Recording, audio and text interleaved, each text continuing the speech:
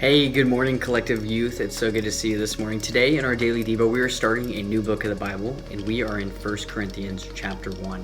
And Paul kind of opens up the letter and talks about divisions in the church. And in verse 12, or in 11, it says, "It's been reported to me by Chloe's people that there is quarreling among you, my brothers. And what I mean is that each one of you says, I follow Paul, or I follow Apollos, or I follow Cephas, or I follow Christ." And Paul starts getting into like, hey, he says, is Christ divided? Was Paul crucified for you? Or were you baptized in the name of Paul? He's like, I thank God that I didn't baptize any of you guys because it's not about me.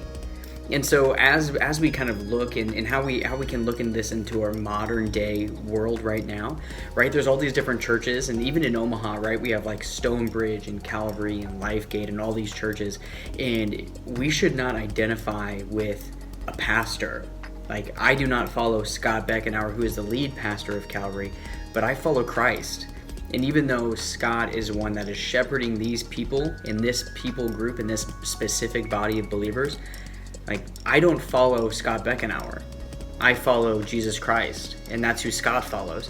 And so what Paul is saying here is like, hey, don't get caught up with who you're following and focusing on like, oh, I follow this teacher and this teacher and this teacher. All of us should be following Christ and Christ alone. And so that is today's encouraging thought, is like, this is how the church is to be structured.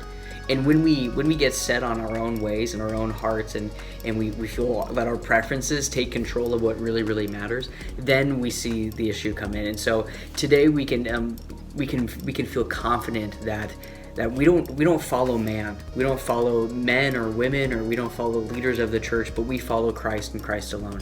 So do that today as you're going around. We love you, and we look forward to seeing you tomorrow.